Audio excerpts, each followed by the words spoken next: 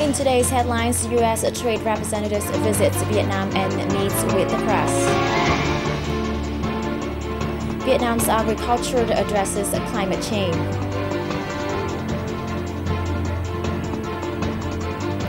And traditional wood carvers branches out. Hello and welcome to VTV News live from Hanoi. I'm Minh Hằng. First off, United States Trade Representative Ron Kurt was in Vietnam for a two-day visit to the country in order to present opportunities to strengthen bilateral economic ties between the United States and Vietnam. On Monday, he was received by State President Trương Tấn Sang in Hanoi. At talks, President Sang asked the U.S. government to soon recognize Vietnam's status as a market economy and granted acceptance into the U.S. generalized system of preferences. For his part, U.S. Trade Representative Ron Kurt said he was looking forward to further discussions with Vietnamese officials on their joint goal of concluding the Trans-Pacific Partnership, or TPP, ways to work together to advance their common objectives in Asia-Pacific Economic Cooperation's APEC and initiatives to support the continued integration efforts of ASEAN. Now, also on the same day, September 3rd, a press conference with United States Trade Representative Ron Kurt was held in Hanoi. During the briefing, the U.S. trade representatives answered questions regarding negotiations over the Trans-Pacific Partnership, trade protectionism, and many other trade issues.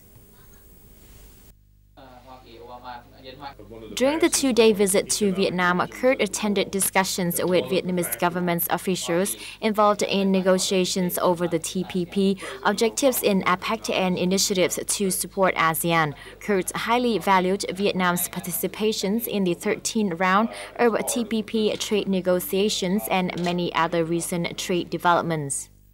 As a general rule, all of us are seeking an agreement that liberalizes trade and opens up our markets across all sectors. Trade now is much more impacted by technology and the digital economy and how we incorporate that, as well as when the cases of economies like Vietnam, in which you have a number of state-owned businesses.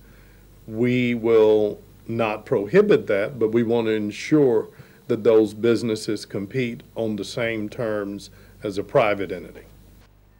Vietnam's total export turnover values to the U.S. reached $22 billion in 2011. However, in recent years, disputes over price dumping have risen, affecting trade relations between both countries. One of the most challenging issues in the world of trade is to reconcile each government's responsibility and right to regulate their markets in the interest of the health and safety of their consumers.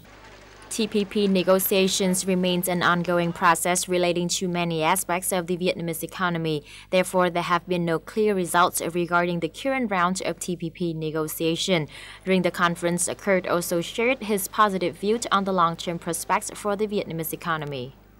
Our bet on Vietnam and on this region is over the long term. We see extraordinary promise in Vietnam's economic future.